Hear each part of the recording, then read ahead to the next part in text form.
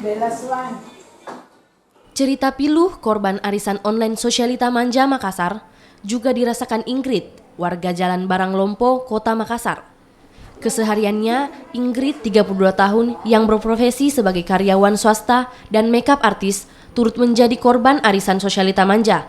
Ia bergabung dalam grup arisan Sosialita Manja pada Mei 2019 lalu karena terbujuk teman SMP-nya yang sudah lebih dulu bergabung meski awalnya sempat menolak. Dengan modal awal 10 juta rupiah, Ingrid sempat mendapatkan keuntungan 1.500.000 rupiah. Tergiur dengan keuntungan besar, ia lalu memasukkan nama tabungan untuk DP rumah sebesar 40 juta rupiah. Bukannya mendapat untung, Ingrid justru kehilangan uang karena tertipu pengolah arisan online Sosialita Manja, KL dan WN.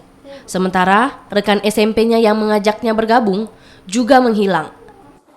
Waktu pertama kali tahunya itu setelah dia WA, saya cari tahu ternyata dia ada di rumahnya kan ada daerah Tanjung Bunga.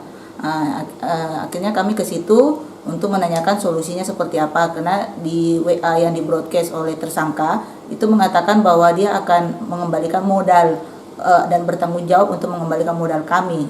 Jadi kami ke sana menanyakan solusinya itu seperti apa. Kita mau mencoba ya, istilahnya mengetes benar atau enggaknya ini arisan kan kita masukinnya sedikit-sedikit. Nah itu rencananya mau dipakai untuk DP rumah.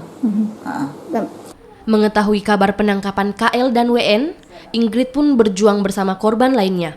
Pengacara pun disiapkan dan berharap uang tabungan untuk membeli rumah dapat kembali. Nila Rustam, Kompas TV, Makassar.